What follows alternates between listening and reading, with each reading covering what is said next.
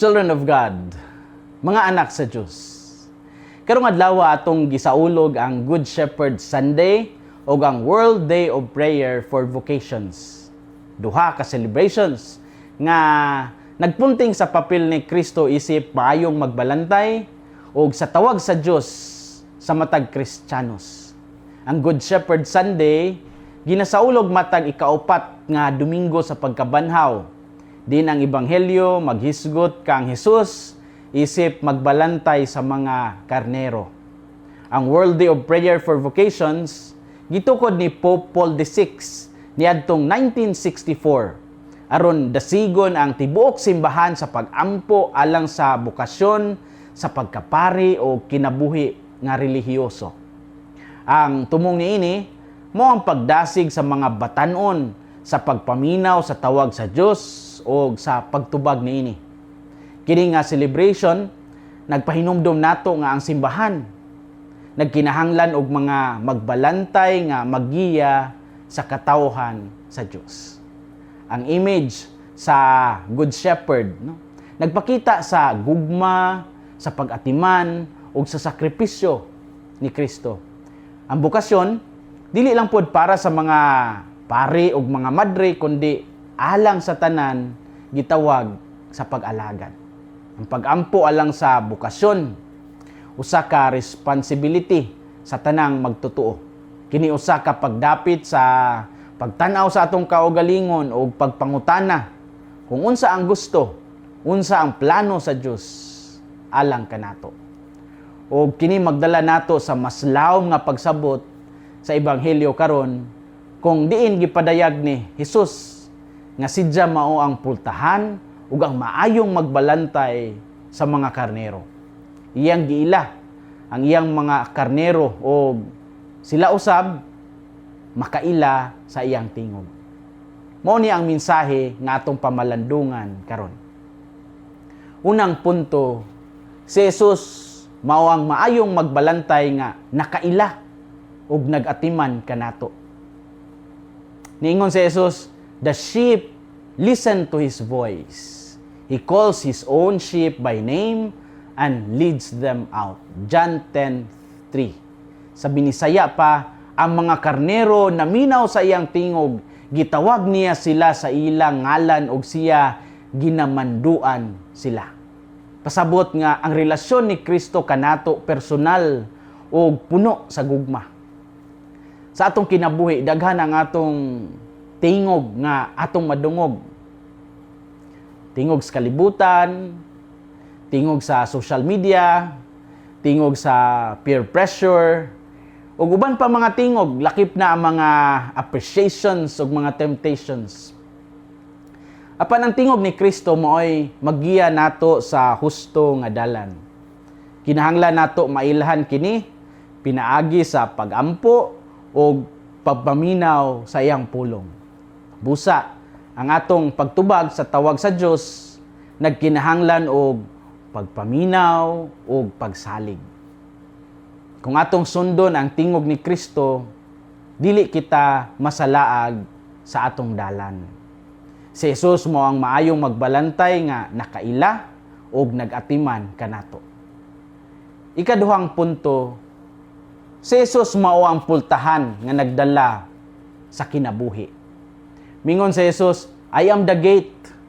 Whoever enters through me will be saved. John 10:9. Sa binisaya pa, ako mao ang pultahan.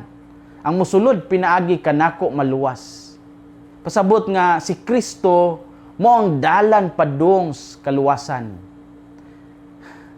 Daghang pultahan ang gitanyag sa kalibutan, no?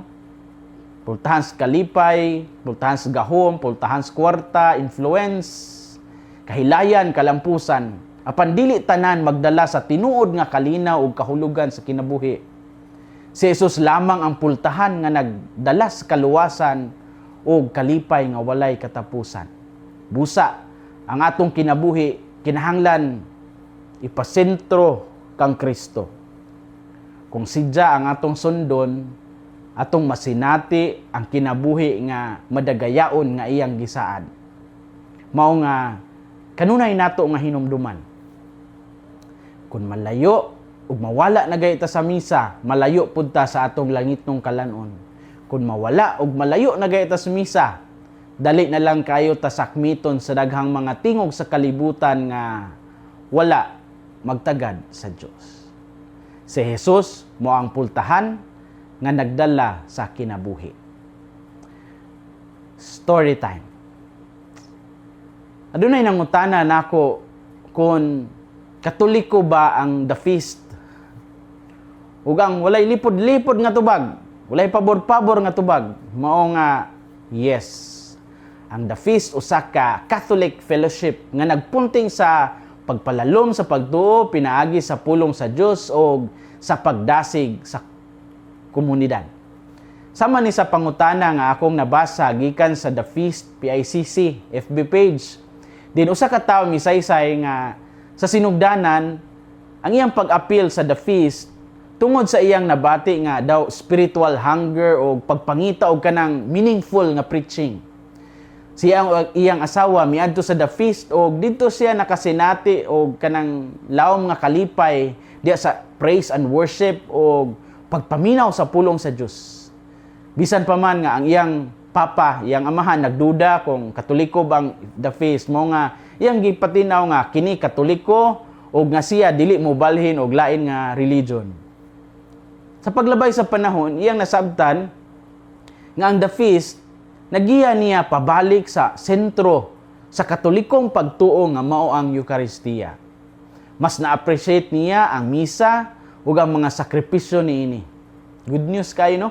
Og nibalik usab siya sa sakramento sa kumpisal og napalig-on pa jud ang iyang debosyon kang Santa Maria. Mao nga gidasig niya ang mga tawo nga kung gusto nimo og Catholic worship, pwede gyud ka kayo nga moapil sa The Feast. Kay kini siya nag-aghat niya nga mopaduol, mobalik sa simbahan dili magpalayo. Mao nga kun malayo na gani ta sa misa, malayo pud ta sa atong langitong kalanon. Kung mawala og malayo na gayta sa misa, dali na lang kay ta sakmiton sa daghang mga tingog sa kalibutan nga wala magtagad sa Dios.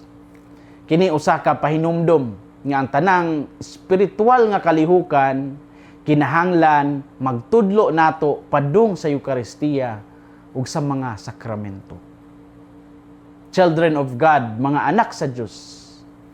Si Kristo ang atong maayong magbalantay nga naggiya kanato padung sa kinabuhi ug sa kaluwasan. Hinaot nga atong paminawon ang iyang tingog diya sa atong kasing-kasing ug sundon sidya sa matag adlaw sa atong kinabuhi. Dili unta kita kanaganing mahadlok o magpanuko sa pagtubag sa pagtawag sa Dios bisan unsa pa ni kay siya mag-uban nato ug maghatag og kusog. Ug sa katapusan, hinaot nga mahimungdalan kita aron ang uban makaila usab kang Kristo nga atong magbalantay og manluluwas. Kini si Father Felmar Castrudis Fiel gikan dinhi sa Radio Veritas Asia, hinumdumi ang kinabuhing Kristiyano, kinabuhi sa pagserbisyo.